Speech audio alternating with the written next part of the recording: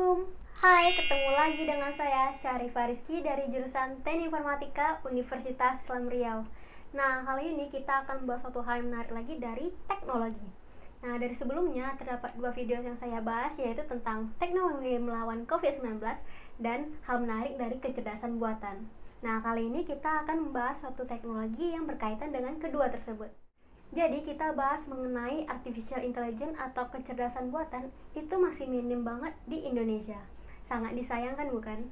Kita sebagai anak bangsa atau kita sebagai anak muda, kita bisa dapat mengembangkan kreativitas kita dalam dunia teknologi, apalagi tentang kecerdasan buatan. Jadi di era artificial intelligence atau bisa kita bilang kecerdasan buatan, menurut Bapak Presiden Direktur Microsoft Bapak Haris Ismail, terdapat 3 keterampilan utama yang dibutuhkan Indonesia. Mau tahu apa aja keterampilan yang dibutuhkan Indonesia? Ikuti terus videonya ya.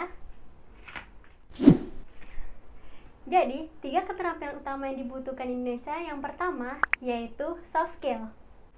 Kenapa soft skill?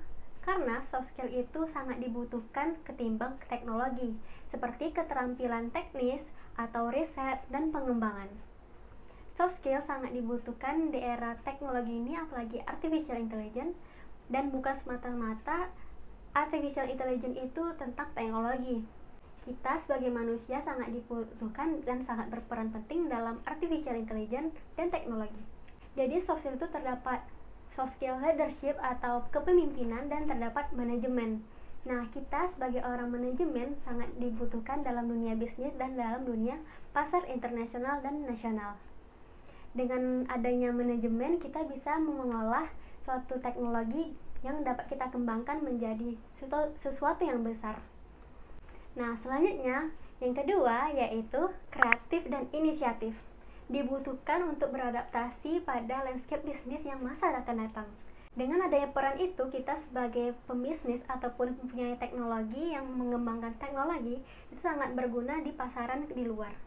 Nah, kita sebagai anak muda bisa mengembangkan suatu produk teknologi sendiri, apalagi tentang kecerdasan buatan itu, untuk menjadi suatu peluang bisnis yang sangat menggiurkan. Bagus bukan? Yang ketiga yaitu keterampilan analisis kuantitatif. Dibutuhkan untuk membaca informasi yang dibutuhkan secara strategis.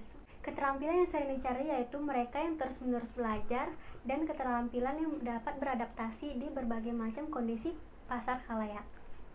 Dengan mengembangkan suatu teknologi kecerdasan buatan, kita bisa membangkit suatu peluang usaha baru dan bisa meningkatkan teknologi di Indonesia.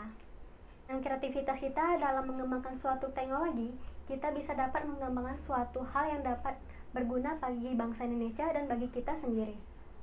Apakah kalian sudah tahu apa yang ingin kalian buat? Dan apakah kalian sudah tahu apa yang ingin kalian kembangkan dari teknologi?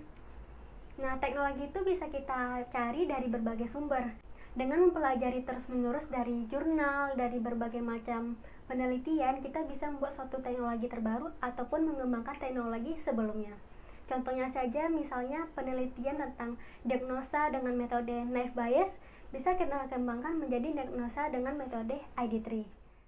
Sepertinya itu saja yang dapat saya sampaikan. Jika ada kesalahan, mohon dimaafkan. Wassalamualaikum warahmatullahi wabarakatuh. Bye.